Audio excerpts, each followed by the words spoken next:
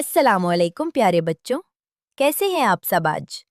آج ہم ایک مزیدار سفر پر چلیں گے پرانے زمانے میں۔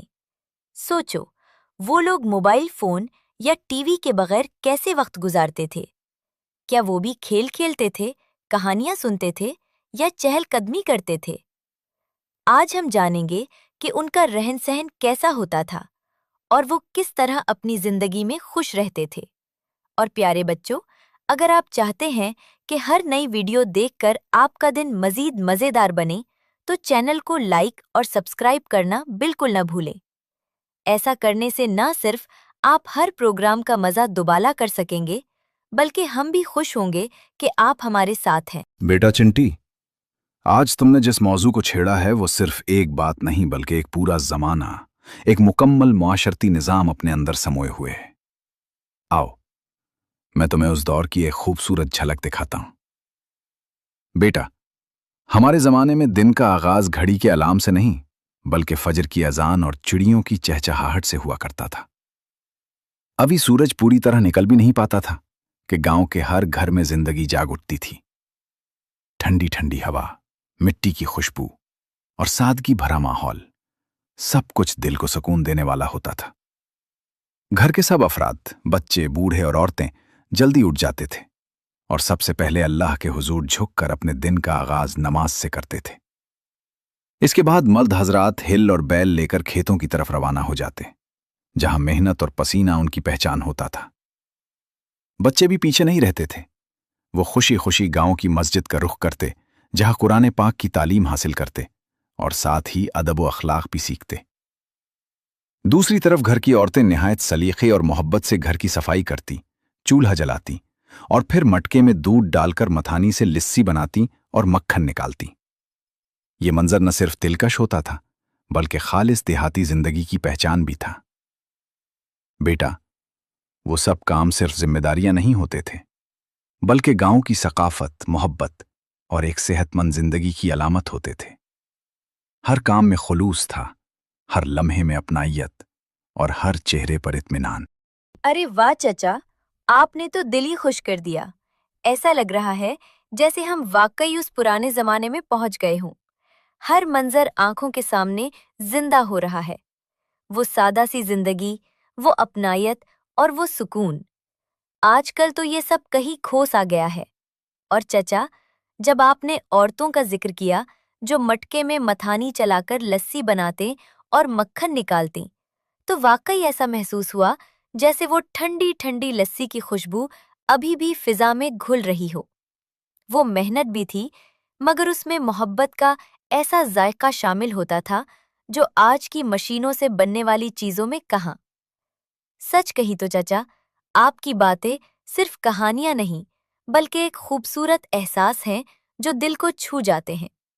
اب تو دل چاہ رہا ہے کہ آپ اسی طرح ہمیں مزید ایسے ہی پیارے اور دلچسپ قصے سناتے رہیں، کیونکہ ہم تو پوری طرح اس محفل میں کھو چکے ہیں۔ اچھا بیٹا چنٹی، واقعی تم لوگ ان باتوں سے بہت محظوظ ہو رہے ہو اور مجھے بھی تمہاری دلچسپی دیکھ کر خوشی ہو رہی ہے۔ مگر بیٹا چنٹی، یہ بات بھی بالکل سچ ہے کہ جو چیزیں گزر جاتی ہیں وہ پھر ایک خوبصورت قصہ بن کر رہ جاتی ہیں۔ جب پرانے زمانے کے لوگ آج کی اس تیز رفتار زندگی کو دیکھتے ہیں تو دل ہی دل میں اپنے اس سادہ اور پرسکون دور کو بہت یاد کرتے ہیں۔ کیونکہ بیٹا، آج کے زمانے میں ہر کوئی اپنی ہی دور میں مصروف ہے، کسی کے پاس کسی کے لیے وقت نہیں، نہ وہ پہلے جیسی بیٹھ رہیں، نہ وہ دل سے دل کی باتیں۔ لیکن جب وہ اپنے زمانے کو یاد کرتے ہیں تو ان کی آنکھوں میں ایک چمک آ جاتی ہے، کیونکہ اس وقت ہر انسان کے پاس دوسرے کے لیے وقت ہوتا تھا، توجہ ہوتی تھی، بھروسہ ہوتا تھا اور سب سے بڑھ کر ایک دوسرے کے لیے سچی ہمدردی ہوتی تھی۔ بیٹا، وہ رشتے صرف نام کے نہیں ہوتے تھے بلکہ دلوں سے جڑے ہوتے تھے، اور یہی چیز آج سب سے زیادہ کمی محسوس ہوتی ہے۔ چچا گیانی، یہ بات تو بالکل سچ ہے کہ آج کل کسی کے پاس وقت ہی نہیں رہا، مگر چچا گیانی، آپ کے زمانے کی وہ بات ہی کچھ اور تھی نا، وہ پیار، وہ توجہ، وہ ہمدردی اور دل سے کیا گیا خلوص آج بھی سننے کو دل ترس جاتا ہے۔ ذرا ہمیں بھی تو بتائیے نا چچا گیانی، آپ کے اس خوبصورت زمانے کی وہ پیاری پیاری باتیں؟ بیٹا راجو، اگر خلوص، توجہ اور ہمدردی کی بات کی جائے تو ہمارے زمانے کی بات ہی کچھ اور تھی۔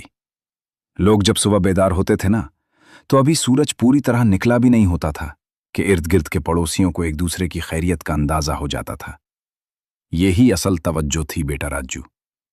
مثال کے طور پر اس وقت گھروں کے صحن کشادہ ہوتے تھے، دیواریں بھی اتنی اونچی نہیں ہوا کرتی تھیں۔